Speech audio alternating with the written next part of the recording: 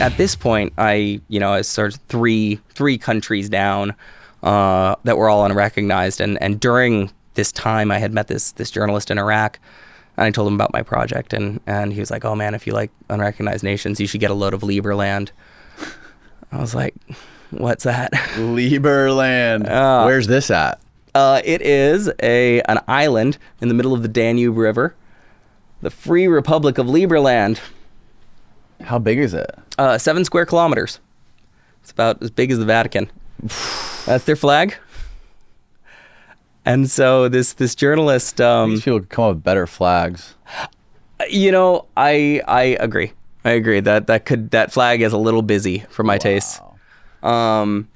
So this journalist was like, "Yeah, well, you should check out Lieberland. Do you want the president's email?" I was like, "Yeah, totally. I'll take that."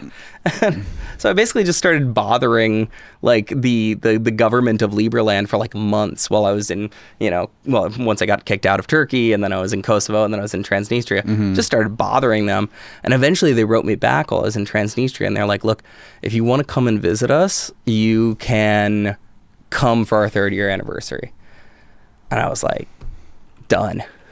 Let's get to the Danube."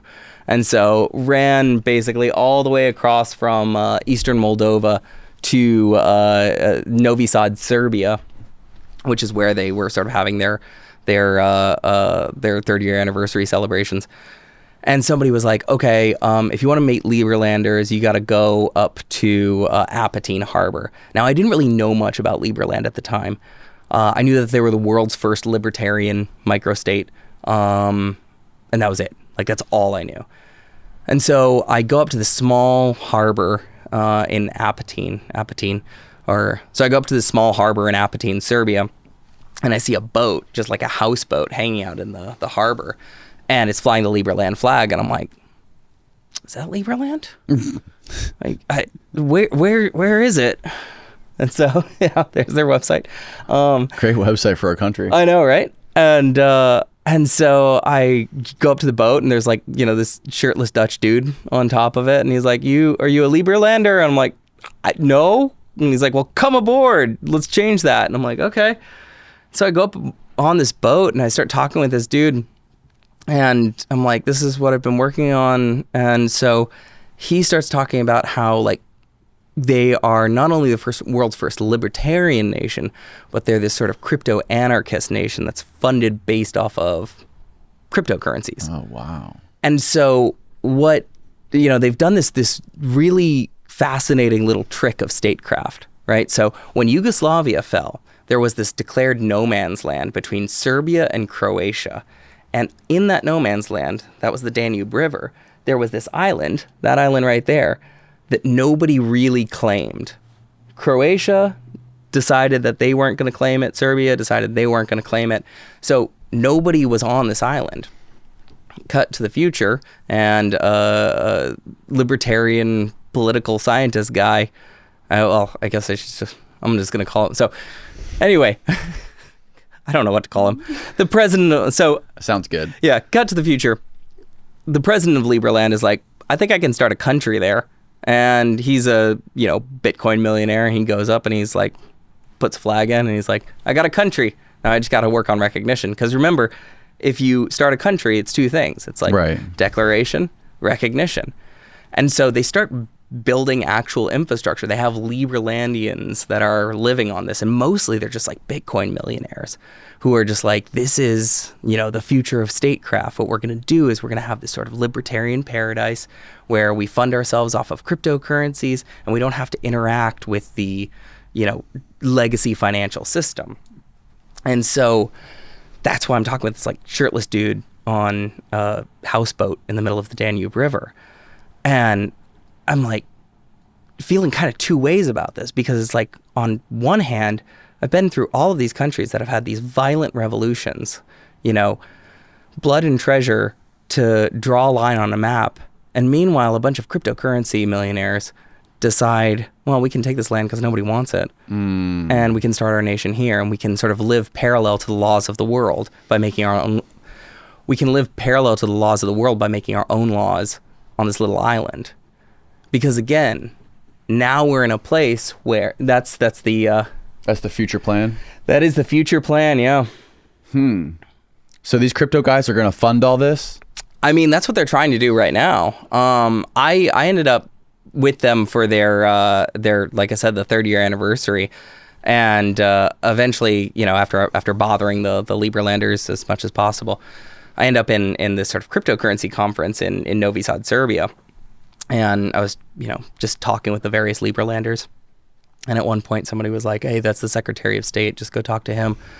And it turns out he was coming to find me, and so.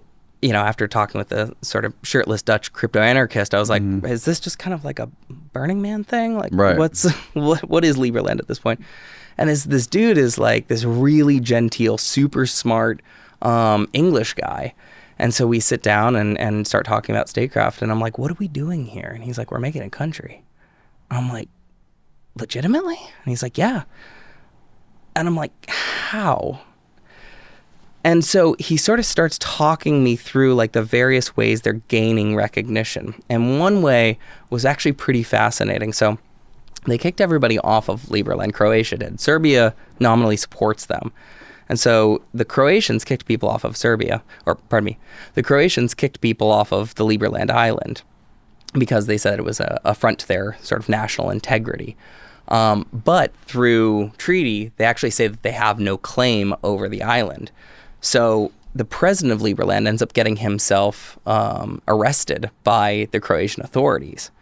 And so what that does is it makes them have to make a legal decision. Do you have claim over this territory or not? Because according to this treaty, you don't. But you arrested somebody who's a European citizen for apparently illegally entering your country. So either you have a claim or you don't. And so by taking them to court, they were able to sort of start carving out recognition from Croatia. And then meanwhile, at the same time, Croatia starts running patrols up and down the river, hoping that people just don't go to the island. But what does that do? It gives them a de facto border. So it's almost like this Aikido move. And so I find out from the Liberlanders, I still can't remember which it is supposed to be. Liberlandian sounds good. It does sound good. So I find out from them that like this whole thing is going to be like, we're not allowed to step foot on the island, but the 3rd-year anniversary is going to be this boat party, right? And so they have all of these boats, like this sort of flotilla of boats that's going to like take off from the harbor, and then everybody's just going to go look at the island. And I was like, I got to talk to the president. I gotta, like, this is my mission for the day.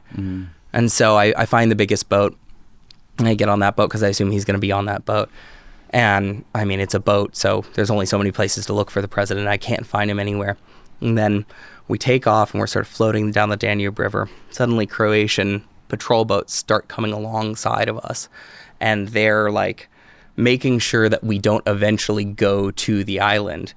And it's like this sort of party-like atmosphere where everybody's drinking like Liberland wine, which is called Tierra Nullis, and just like out of red Solo cups and like dancing to top 40s hits. And I can't find the president until I see him like the president like speeding along on a jet ski throughout all of the different boats and in between the Croatian police. And so that's Czuleger. And what he's doing is he's like going to each of the boats, giving a little speech, and then like coming back and like giving another speech to somewhere else.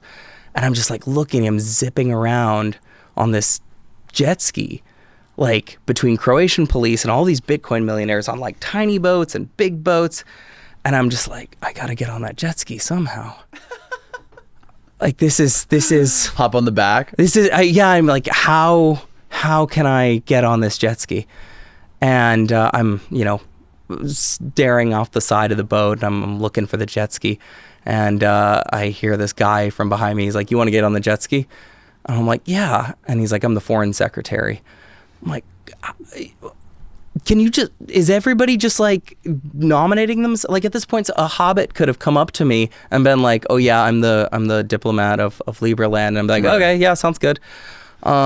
And he's so turns out the foreign secretary is this guy named Tom. I think he lives in Florida. And he's like trying to create diplomatic relations with other countries for Liberland, for recognition of Liberland. So he ends up waving down the president on his jet ski. And I finally get on the back of the jet ski with the president of Liberland. And that is like the weirdest first impression that you can make on somebody. Did you have to hold on to him? That's exactly what I did. Do you wear a life jacket? No. Ooh. Yeah, I probably should have, now that I think about it. Yeah, so I'm just like clutching on to the president of Liberland. That's beautiful. It was the strangest first impression. And I'm like, hi. Like, and it's also loud because, you know, there's boats everywhere. There's Croatian police. And, oh, there he is. What's up, Vit? Oh, man. Yeah. And so I'm like holding on to him like a spider monkey. And he's like, hold on. And then we just sort of blast off. I'm like, hey, I'm Eric. And he's like, I know who you are. You've been sending a lot of emails. I'm like, okay, well, this is going to be a short ride. Like, I'm like, God, okay.